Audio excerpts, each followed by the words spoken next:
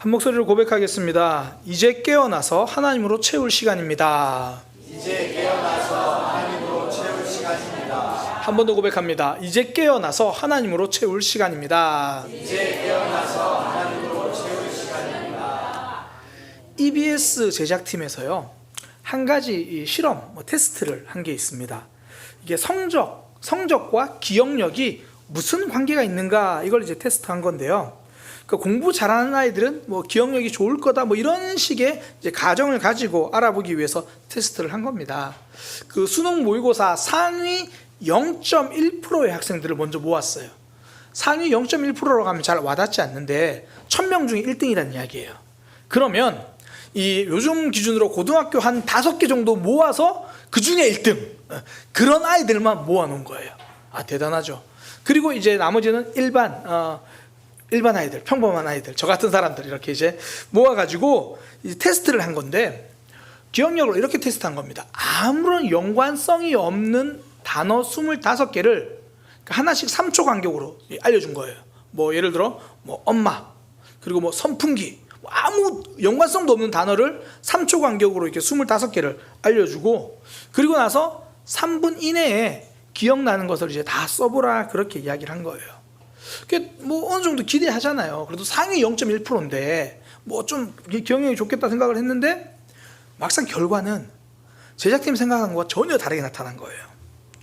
상위 0.1% 정도의 그런 성적을 가지고 있는 학생들이나 일반 학생들이나 그렇게 적은 그 개수가 크게 차이가 없더라는 거예요.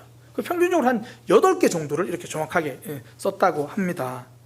그런데 이 과정에서요, 재밌는 게 하나가 밝혀졌어요.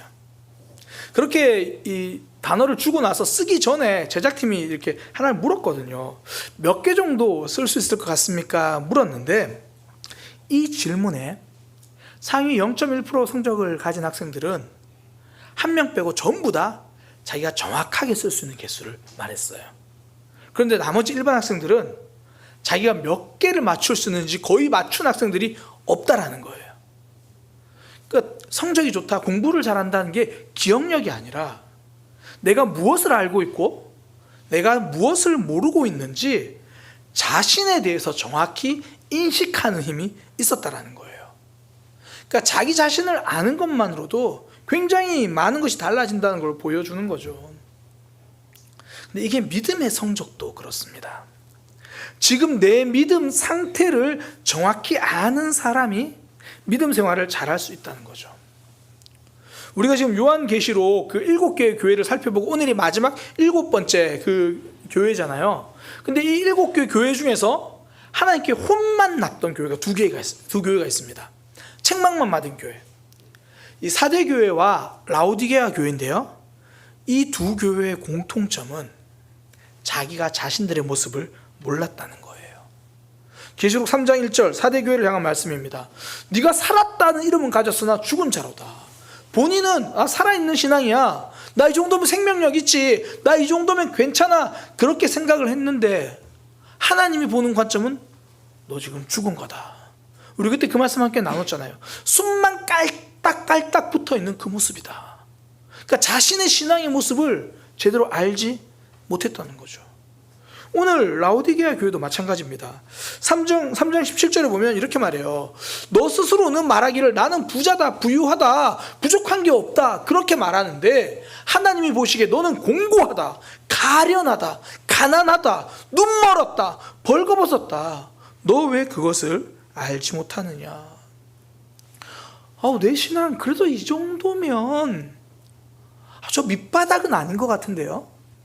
이 정도면 그래도 어느 정도 풍성한 믿음이지 않을까요?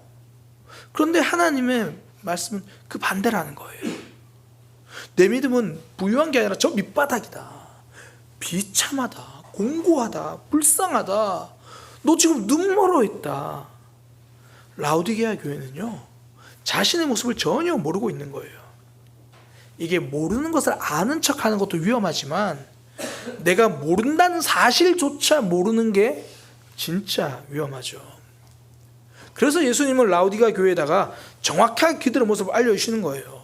요즘 말로 하면 팩트 폭력이죠. 지금 너 신앙 엉망이다. 너 지금 신앙 바닥이다. 왜 이렇게 아프게 말씀하십니까? 내 모습을 정확하게 볼 줄 알아야 살아날 수 있기 때문입니다. 언제까지 내 믿음의 현실을 외면한 채 그냥 눈 감고 꿈나라 속에서만 살아갈 수는 없다라는 거죠. 우리도 그래요. 주변 사람들이 뭐라고 하든지 간에 하나님이 보시기에 칭찬받는 믿음이면 되죠. 그런데 스스로는 이 정도면 나름 잘하고 있는 거 아니야? 라고 생각하고 있는데 하나님은 정반대라고 이야기를 하신다면 이것만큼 슬픈 일이 어디 있습니까? 나는 이 정도면 괜찮다고 생각하는데 하나님이 야, 너 지금 정말 위험한 거야 라고 말씀하신다면 이것보다 무서운 일이 어디 있습니까? 그래서 우리에게 필요한 건요, 말씀의 알람 소리를 듣는 거예요. 내 신앙이 지금 꿈속에 있다면, 내 신앙이 지금 잠들어서 나도 나를 모르고 있다면 말씀의 알람 소리를 듣고 깨는 거죠. 말씀의 알람 소리를 들어야 영적으로 깨어날 수 있습니다. 그래서 지금 예수님이 라오디게아 교회에 편지를 보내는 거예요. 너희 지금 영적으로 잠들어 있다, 깨어나라.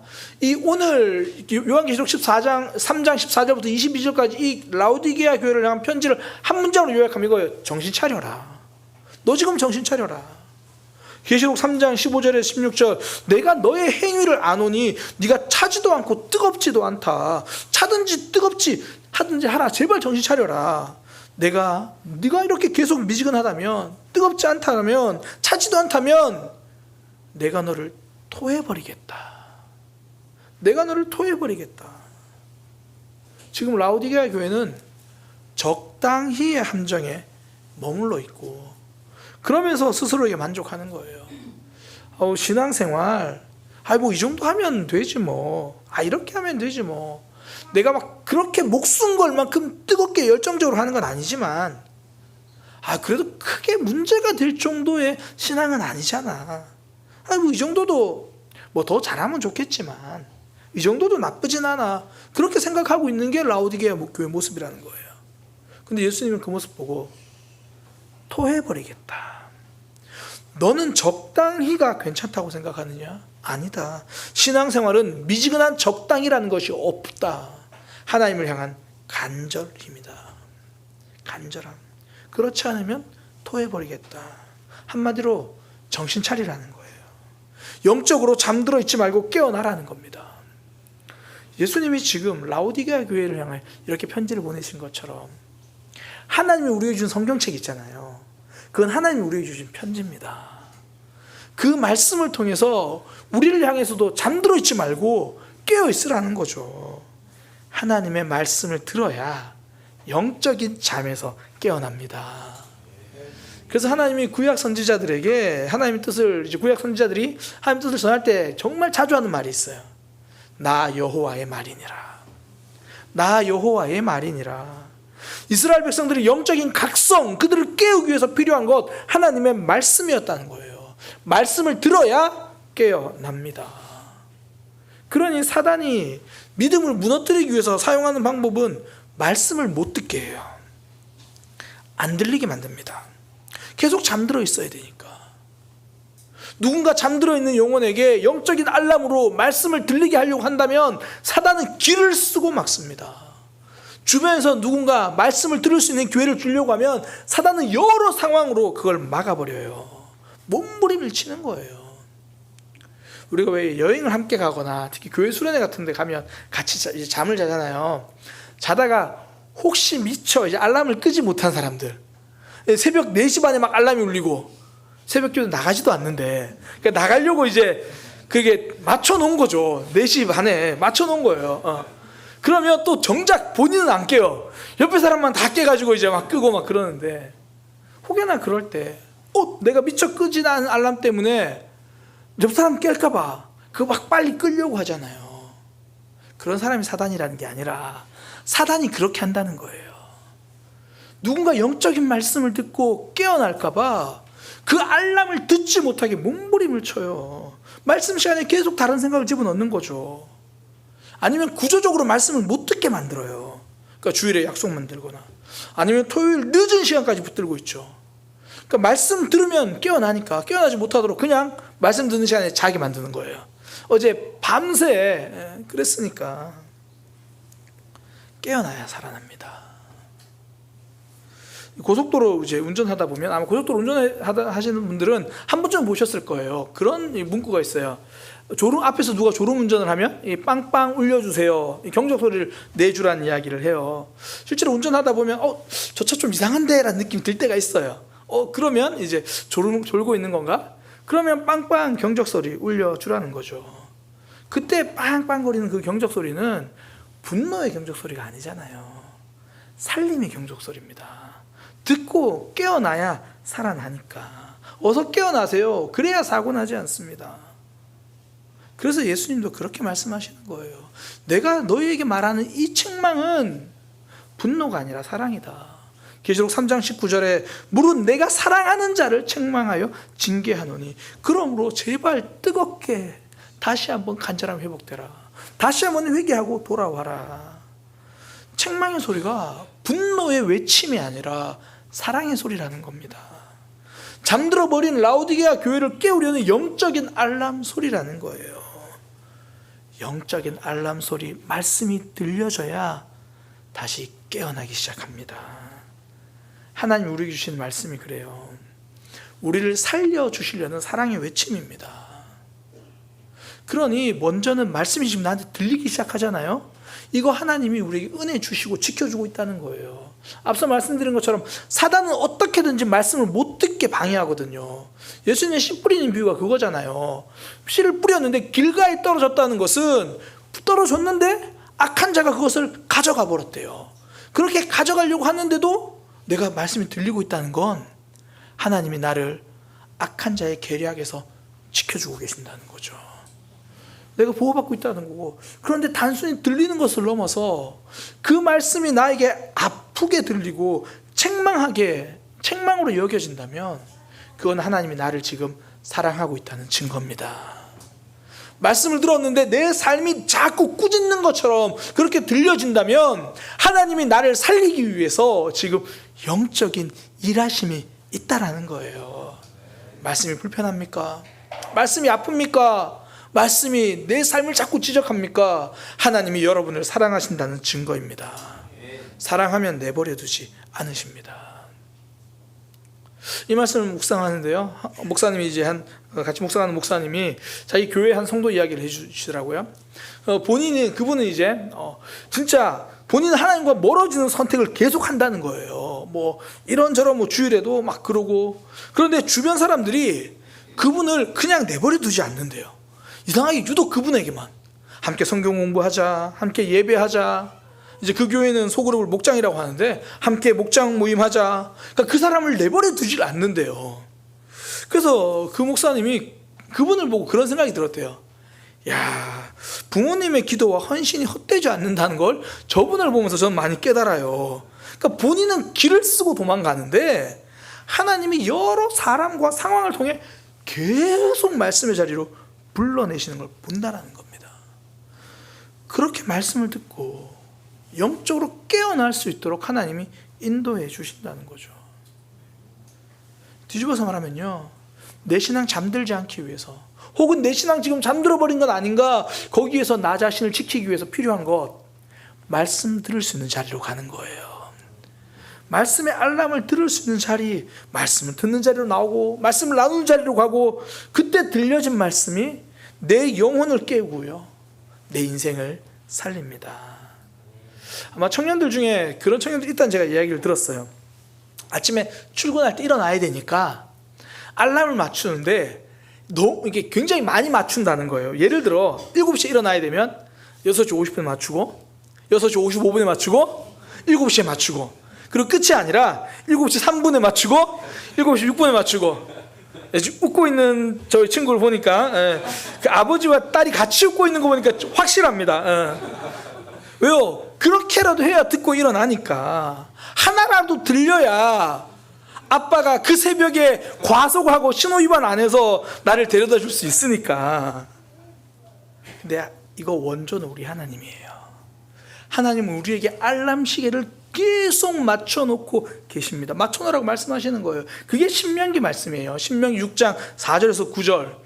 이스라엘아 들으라. 우리 하나님 여호와는 오직 유일한 하나님이시니 너는 마음을 다하고 뜻을 다하고 힘을 다하여 내 하나님 여호와를 사랑하라. 이 말씀, 이게 우리의 영혼을 깨우는 말씀인데 이걸 계속 들어야 한다라는 거예요. 그러면서 하는 말이 너는 오늘 내게 이 말씀을 마음에 새기고 내 자녀에게 부지런히 가르치고 집에 앉았을 때나 길을 갈 때나 누워있을 때나 일어날 때나 7시나 7시 5분에나 7시 5분 6분 7분 8분 9분 언제라도 강론하고 표에 붙여서 내 집 문설주와 바깥문에 기록하라.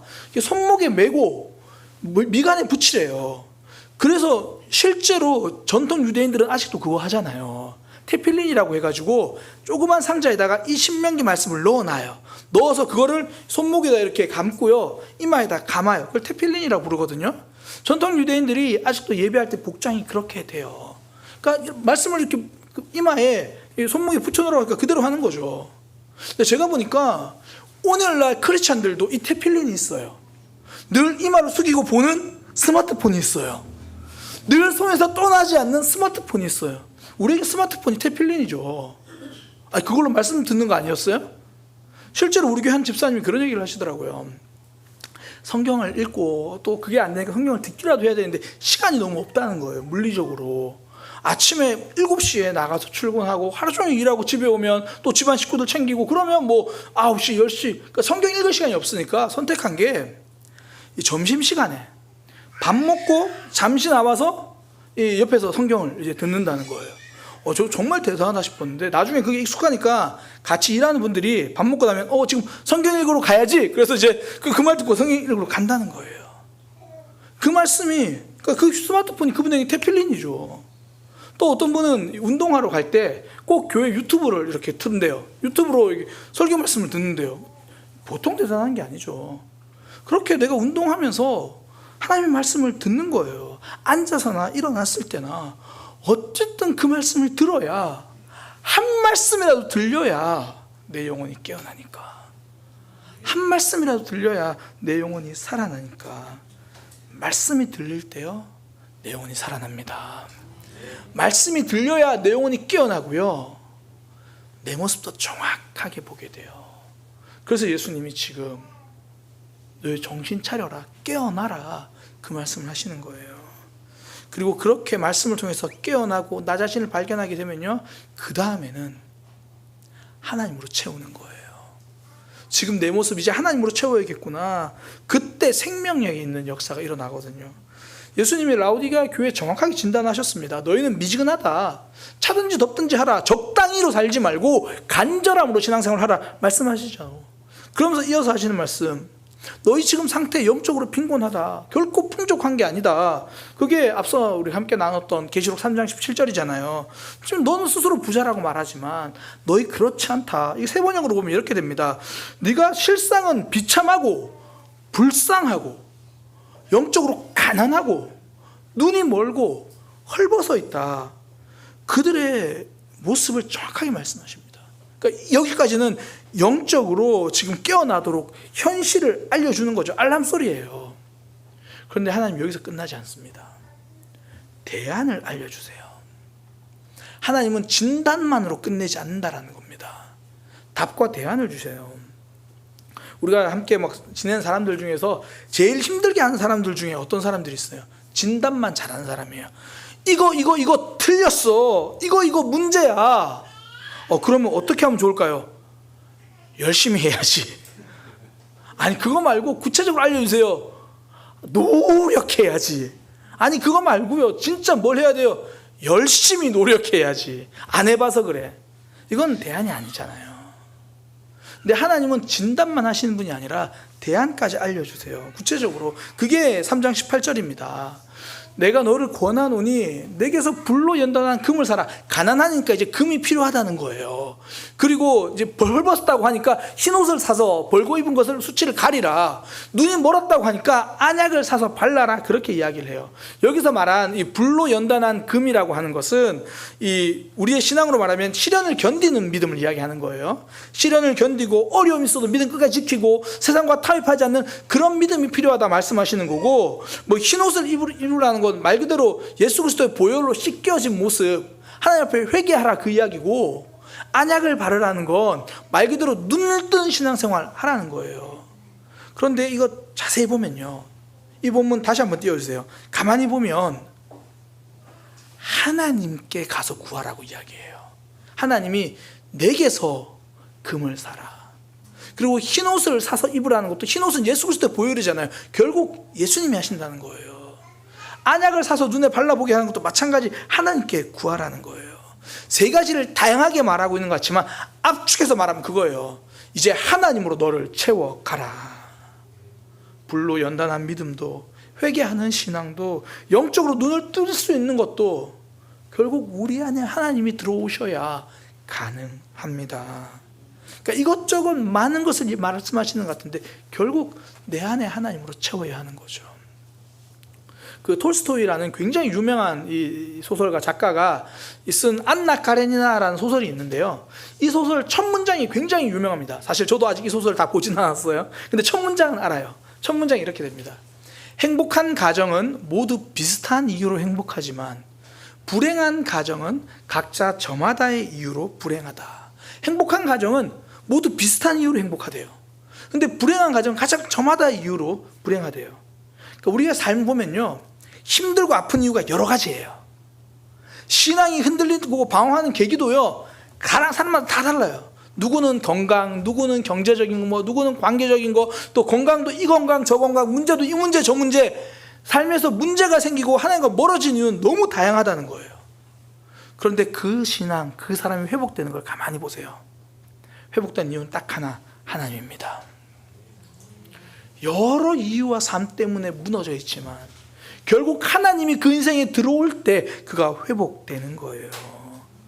하나님이 우리 속에 들어오시는 순간 영적인 가난이 해결되고요, 영적인 눈도 밝아지고요, 죄에 무너져 있어도 하나님께로 가면 하나님이 회복시켜 주십니다.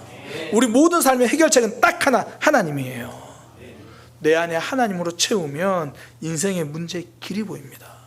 그래서 금도 하나님께로 가서 사고 그리스도의 보혈로 깨끗함을 받고 내가 어떻게 노력해서가 아니라 그 보혈 앞에 엎드리는 거죠. 하나님으로 너를 채우라. 사단은 이거 못하게 하려고 자꾸 속여요. 하나님 말고 다른 답을 제시해요. 야, 지금 삶이 힘든데 하나님 붙든다고 되겠어? 야, 지금 너의 삶엔 돈이 답이야. 돈이 처방전이야. 그렇게 말해요. 돈이 있어야 마음도 좀 넉넉해질 수 있지. 야, 지금 너의 삶에서는 사람이 답이야. 사람과의 관계가 돈독해야 이 문제 해결할 수 있다니까. 그러니 사람 붙들고 살면 된다니까.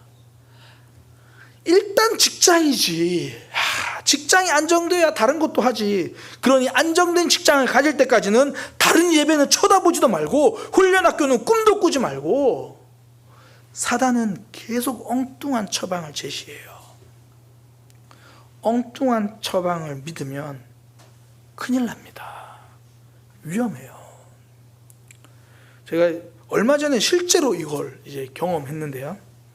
저희 지난 2주일 전에 저희 울산에 누님한테 이제 메시지가 왔어요. 카카오톡 메시지로 왔는데 저희 매형이 갑자기 주일에 병원에 입원했다는 소식을 들은 겁니다. 굉장히 놀랬거든요.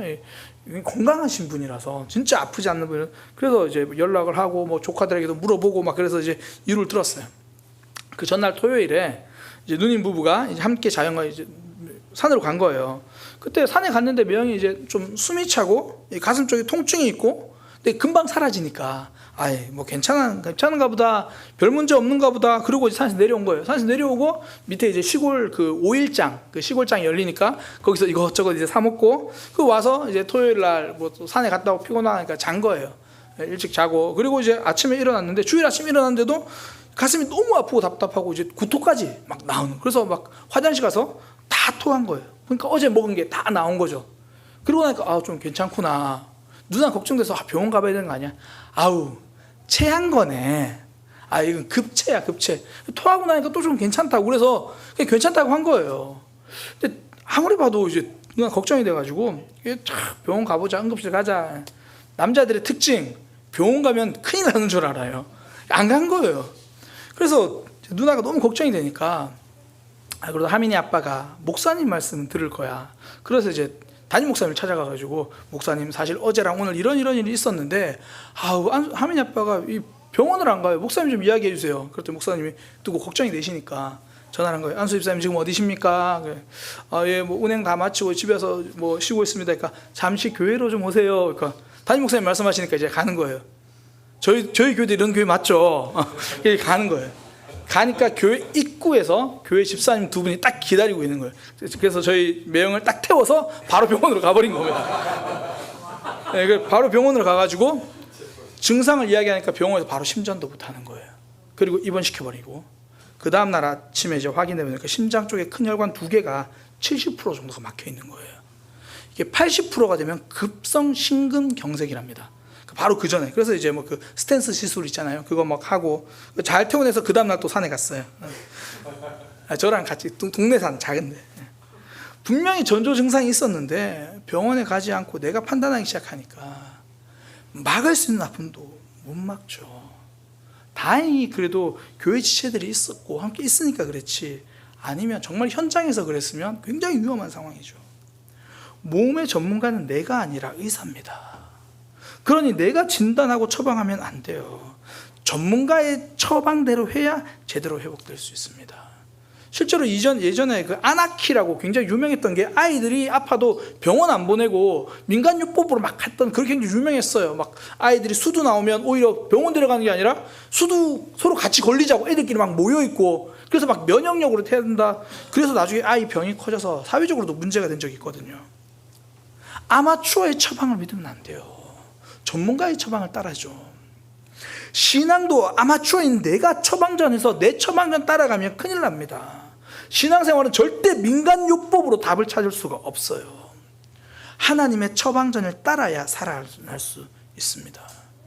이스라엘 백성들은 자기들 삶에 문제가 생겼을 때 자기들 나름대로 민간요법을 물어보고 한 거예요. 농사 짓는데 지금 어렵다, 어떻게 해야 되냐. 그들이 말한 신앙의 민간요법, 바알에게 가서 절해라. 그러니까 바알에게 절하기 시작해요. 농사를 지으면 바알이다, 아세라 신을 섬겨라. 주변의 말에 귀를 기울이다가 완전히 망하죠. 우리 삶에도 문제가 왜 없습니까? 이런저런 일들 많죠. 아마 10년째 해결되지 않은 문제를 오늘도 가지고 오신 분도 있을 거고, 오늘 아침에 따끈따끈하게 생긴 새로운 문제도 있을 거고, 그러나 그 문제에서 내가 처방하는 게 아니라 하나님의 처방전을 붙들고 살아가는 겁니다. 하나님의 처방전 오직 하나, 하나님으로 채우라. 우리의 삶을 바르게 세우는 유일한 비결은 하나님입니다.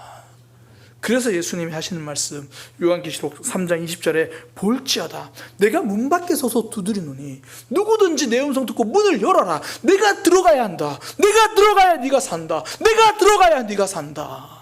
그 이야기를 하시는 거예요. 우리 가정에서 혹시 갈등이 있습니까? 하나님이 우리 가정의 가장 깊은 곳으로 들어가셔야 가정이 살아날 수 있습니다. 그동안 내가 풀어보겠다가 대화하다가 대화로 시작했다가 싸움으로 끝나잖아요. 자녀들이 보기엔 처음부터 싸운 걸로 보이거든요. 그러니 이제는 그 문제 내가 푸는 게 아니라 하나님으로 푸는 거죠. 그 문제를 하나님께 들고 와서 기도하는 거예요. 하나님, 우리 가정의 문제에서 지금까지 내가 생각하는 문제로 답을 풀어보려고 했는데 이제 하나님이 원하시는 것이 무엇인지를 제가 듣기 원합니다. 하나님, 제가 어떻게 해야 할까요? 하나님, 제가 어떻게 해야 할까요? 오늘 예수님이 그런 얘기 하시잖아요. 내가 들어가 그와 더불어 먹고 그와 더불어 마시리라. 식탁 교제를 이야기하세요. 식탁 교제는요, 친밀한 교제입니다. 이게 모르는 사람과 먹으면 소고기도 일이에요. 아는 사람이랑 먹어야 소고기도 밥이죠. 친밀한 거예요. 내가 너와 함께 먹겠다는 건 교제하자는 겁니다. 너랑 대화하고 싶다. 너 문제 혼자서 고민하지 말고, 혼자서 답내지 말고, 사람들 이야기 듣고 답내지 말고 하나님께 질문하고 하나님으로 채워가기를 원한다. 하나님 그 얘기 하시는 거예요. 그러니까 우리는 그동안 내 삶의 문제에 길이 안 열려서 답답했잖아요. 근데 오늘 본문 보니까 하나님은 우리 속에 들어오고 싶으신데 우리가 문을 열지 않아서 하나님이 답답해하고 계신 거예요. 내가 너의 삶으로 들어가서 해결하겠다. 늘 내 방법, 내 모습 그거 붙들고 살아가는 게 아니라 이제 하나님으로 채워가는 거죠. 그래서 하나님이 말씀을 통해서 우리의 삶의 모습을 정확히 알려주셨으면 이제 우리의 마음을 열어서 내 삶에 문제가 있는 곳엔 무조건 하나님을 모시는 거예요. 하나님, 제가 이 문제 어떻게 할까요? 하나님, 저의 미래 어떻게 할까요? 하나님, 이 관계 어떻게 할까요? 하나님으로 채워 주옵소서. 그 삶의 새로운 길이 보입니다. 하나님이 왜 오늘 우리를 예배 자리로 부르셨습니까? 먼저는 우리에게 영적으로 깨워주시기 위해서 불러주셨고요. 또한 우리 속에 하나님으로 가득 채워주기 위해서 불러주셨습니다. 말씀을 듣고 깨어나고 하나님으로 채워가는 믿음의 삶이 되기를 소망합니다. 그렇게 하나님으로 채워져서 삶이 달라지고 신앙이 달라지고 살아나는 저와 여러분이 되기를 소망합니다.